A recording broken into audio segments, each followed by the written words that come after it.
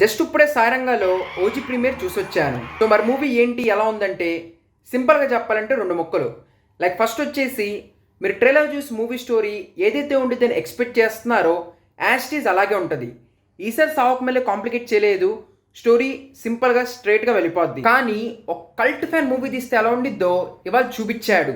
అసలు చెప్తున్న ఫ్యాన్స్కి అయితే ఈ movie peak stuff. Recent years లో డిసప్పాయింట్ అయిన అందరు ఫ్యాన్స్ కి ఈ ఒక్క మూవీతో కంప్లీట్ ఫుల్ మీల్స్ పెట్టేశాడు. బికాస్ లిటరలీ ఒకదాంతో ఒకటి వస్తానే వెళ్తాయి, గ్యాప్ వదలకుండా ఫస్ట్ హాఫ్ సెకండ్ హాఫ్. అసలు చెప్తున్నా నిజంగా మీమ్స్ లో చూపించినట్టే ఫస్ట్ హాఫ్ ఇంటర్వెల్ సీక్వెన్స్ కి అయితే సగం మంది హైపుక్ పోతారు.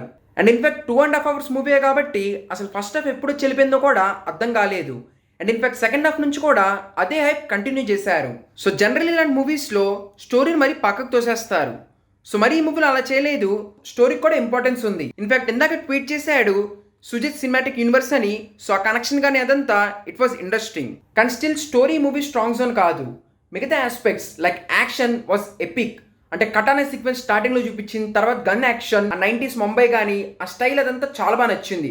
ఆ జాపనీస్ కానీ సో అదంతా ప్రాపర్గా ఇంటిగ్రేట్ చేశాడు. ఏదో చూపించాలన్నట్టు కాకుండా ఇట్ వాజ్ ఇంట్రెస్టింగ్. సో వీటన్నిటిలో సుజిత్ తన స్టైల్ ఏంటో చూపించాడు. అండ్ ఈ ఫ్యాన్ స్టఫ్, తన స్టైల్ ఇదంతా పక్కన పెడితే ఇంకోవైపు ఎస్ఎస్ తమన్. అంటే అసలు చెప్తున్న ప్రతి సీను ఎక్కడ ఒక్క సెకండ్ కూడా ఆగకుండా ఫుల్ ఆన్ డ్యూటీ. అంటే మూవీ స్టార్టింగ్లో థియేటర్లో సౌండ్ తక్కువ పెట్టారు, ఆ తర్వాత మరి వీళ్ళు ఎక్కువ పెట్టారో మరి తమన్ ఎలా కొట్టాడో తెలియదు, కానీ కొన్ని చోట్ల మరీ కొంచెం డిస్టర్బ్డ్గా అనిపించింది. But still background music is epic.